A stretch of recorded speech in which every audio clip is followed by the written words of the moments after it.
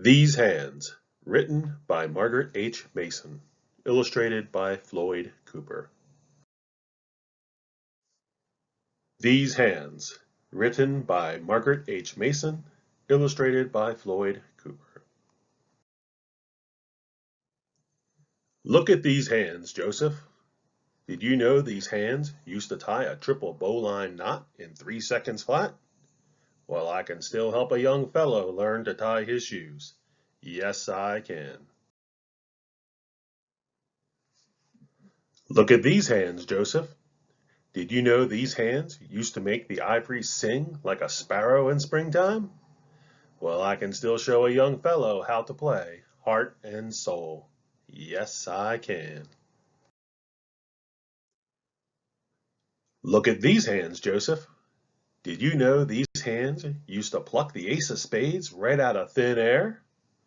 Well, I can still teach a young fellow how to do a waterfall shuffle. Yes, I can. Look at these hands, Joseph.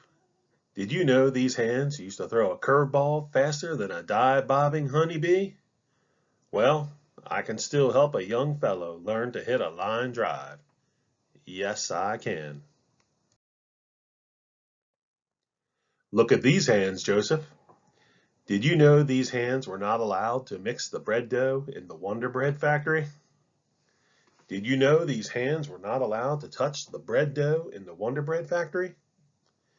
These hands were only allowed to sweep the floors and work the line and load the trucks, because the bosses said white people would not want to eat bread touched by these hands.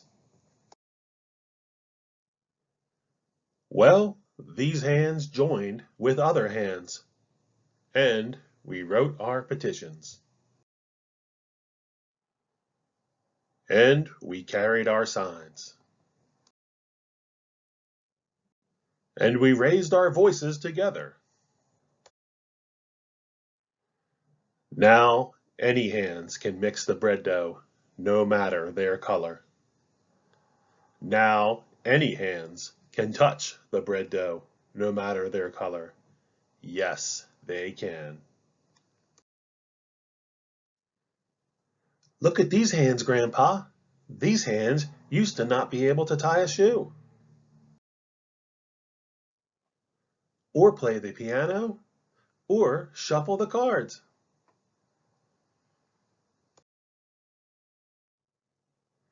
or hit the ball.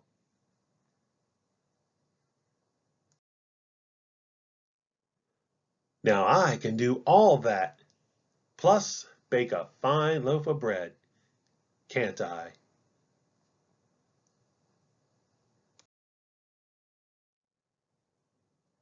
Why, yes, you can, Joseph. Look at those hands.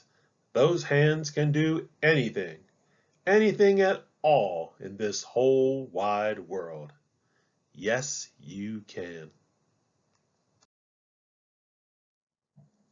Author's note. Not so long ago, during the 1950s and early 1960s, the African American workers at the Wonder Bread, Alry, and Tasty Bakery factories were allowed to sweep the floors, load the trucks, and fix the machines. But they were not allowed to work as bread dough mixers or bread dough handlers. I learned this history from Joe Barnett, an old friend and leader of one of the bakery labor unions, which are groups of workers that join together to fight for their fair treatment in their jobs.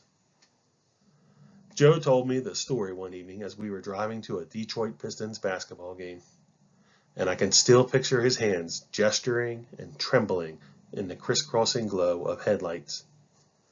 My husband, who is a labor union attorney, has also heard bakery union members talk many times over the years about these unwritten rules for African American workers. A lot of what we know about how people were treated in the past comes through the retelling of stories like Joe's, or oral history. Fellow Michigan author Jean Alicia Elster remembers her mother telling her that African American women were not allowed to try on the hats in Hudson's department store.